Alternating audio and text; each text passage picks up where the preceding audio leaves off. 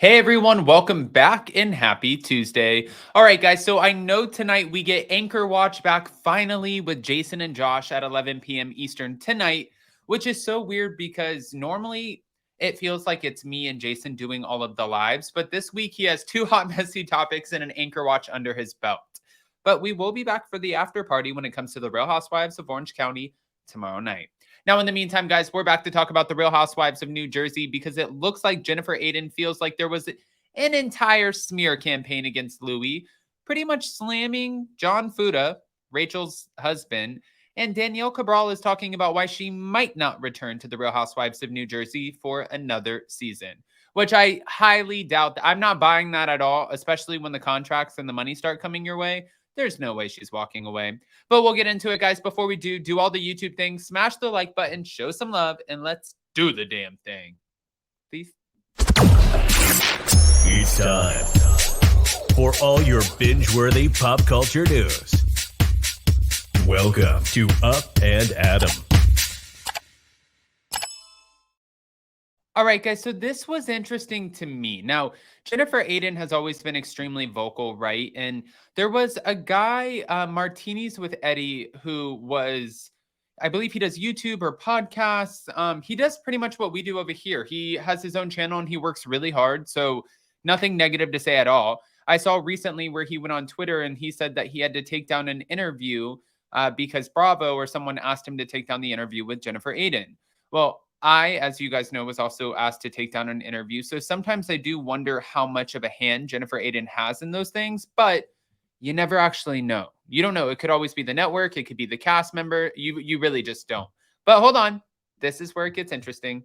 Jennifer Aydin is accusing castmates of preparing a smear campaign against Teresa Giudice's husband, Louis Ruelas, and she also slammed cockblocker John Fuda while suggesting that he and his wife, Rachel, were projecting their anger about something else. Reality Blurb is always on top of it. On the Real Housewives of New Jersey season 13 reunion, many castmates band together claiming that Louis hired a private investigator to wage a smear campaign against them. But when Louis attempted to make it nice with John, the newbie husband refused to shake his hand. Yeah, well, I want to say this as we break down the reunion. Jason and I, Ricky Cornish and I, a lot of us all thought in our minds as we were watching this, nobody really understood what basis Rachel Fuda was coming with. Like, where were you coming from saying that you knew it was John who collected information in order to contact, or you knew it was, sorry, Louis, in order to contact John's ex? We didn't know where that was coming from. And was it just because he made the PI comment on the finale? Because Margaret Josephs, when she showed up with information, she had receipts, like call logs. So we knew where she was coming from, but this one was just a little bit more confusing to us. But Louis did try to apologize, and John Fuda said absolutely not. On All About the Real Housewives podcast, Jennifer reacted to the accusation that Louis waged a smear campaign. You know who had the smear campaign? They had the smear campaign. They came in there ready to smear Louis's name. Ooh. She then specifically addressed John, whom she called a cock blocker, and said that he was comparable to Margaret Josephs. It's got to be the apology the way I want it. And she was kind of mimicking his voice. And she also said, well, she gave speculation as to the reason behind John and Rachel's behavior. She said, listen, I definitely think they're angry about something. I think they're projecting whatever is going on. A lot of people have felt like John and Rachel used this adoption of his son, Jaden, as a part of their storyline. And even Jennifer Aydin, we're about to get into it, was speculating, well, if it wasn't for a storyline, then why didn't you do this so much, longer ago?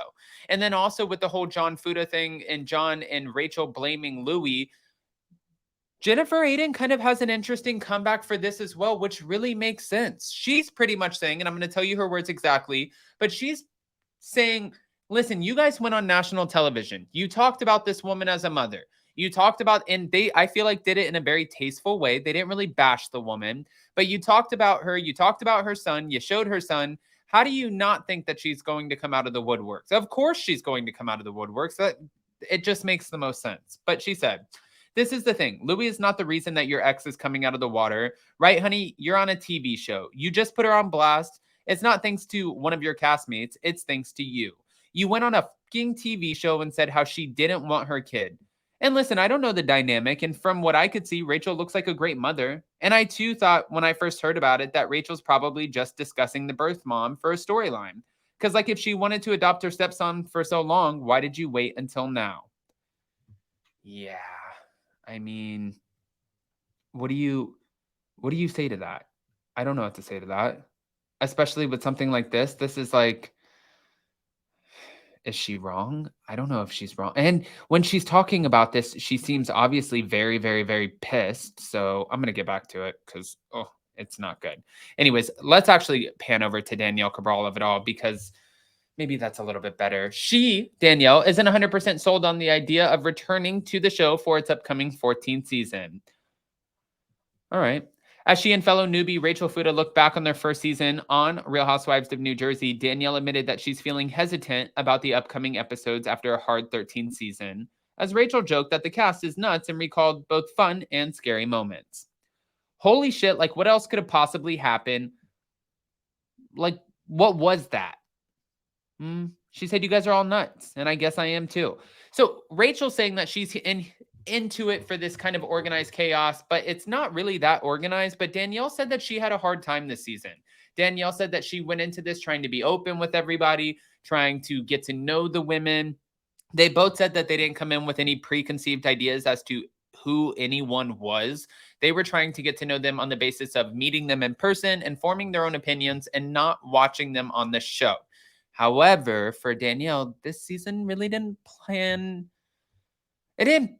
out the way that she thought, but it didn't pan out the way she planned either, I don't think, because I think that she thought she was going to come in as a fresh new face and that she was going to get along with everybody. I don't think she really necessarily understood the game, and I feel like most freshman housewives don't understand the game. It's usually when they get in their sophomore season and they start seeing the really shitty things that were said about them in confessionals, the conversations that they weren't privy to. It's like when they almost get to be a fly on the wall and be like, oh my gosh, I really had your back and you were saying these things behind my back the whole time. Then you get to hash it out at the reunion. Then you have all these feelings and then you're like, I can't work with these women anymore. And all of a sudden you have the network or an NBC producer putting a contract in front of your face for 6 figures plus. And you're like, oh, you know what? Actually, I can't stand that bitch, but I'm going to work with her. Oh, you want me to grab tea with her? You want me to rip her face off? You're adding an extra 50 grand in there? Okay, got it. All right, guys, I don't want to just give you this and not ask your opinion. So go ahead and comment below. Let us know what you think. But more importantly, before you go, if you haven't already, go ahead, do all the YouTube things, smash the like button, show some love. And don't forget, I will at some point today pin the link in the comments of this video. So go look for it there. But Jason and Josh are doing their Anchor Watch for Below Deck tonight at 11 p.m. Eastern. Love you guys. See you next time.